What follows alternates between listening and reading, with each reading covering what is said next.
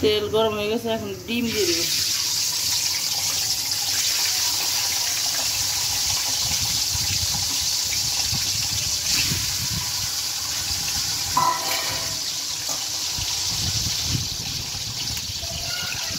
হালকা একটু হলুদ দিয়ে দিই।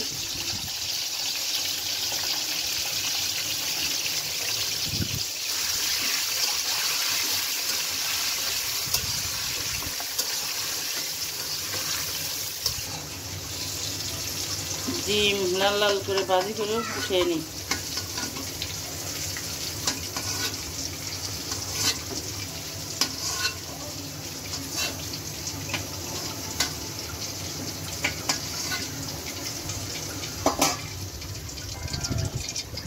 এখন দিয়ে দিব জিরে,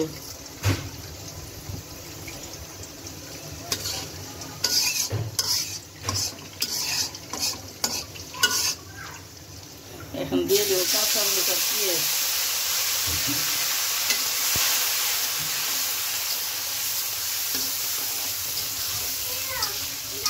পেঁয়াজটা হালকা একটু লাল লাল করে ভাজি করে নেই। দিয়ে দেবো আদা রসুন,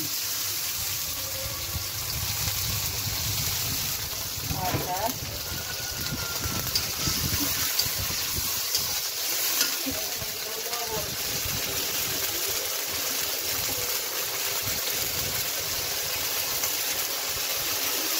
পরিমাণ মতো লবণ দিয়ে দিই।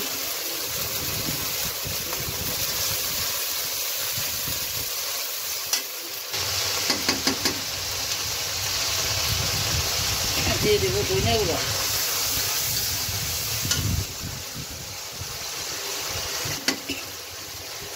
হলুদ,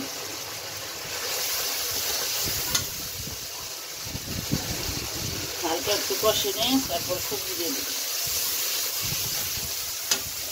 মশলা কষানো হয়ে গেছে, দিয়ে দেবো সবজি। আলুটা আগে সিদ্ধ করে নিয়েছিলাম, তারপর হলো ধুন্দল দিয়ে সিদ্ধ আলু দিয়ে রান্না করতেছি ডিম।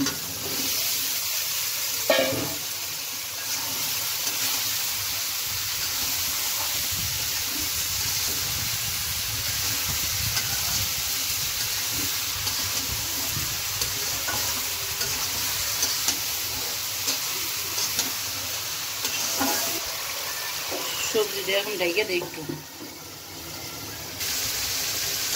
সবজি কষানো হয়ে গেছে, এখন ডিম দিয়ে ঝোল দিয়ে দিব।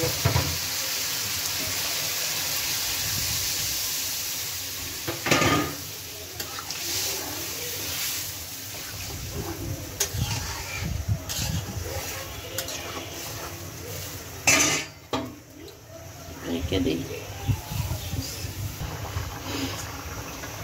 তরকারি হয়ে গেছে, এখন গরম মশলার গুঁড়ি দিয়ে নামিয়ে দেব। ধুন্দল, আলু, ডিম তরকারি।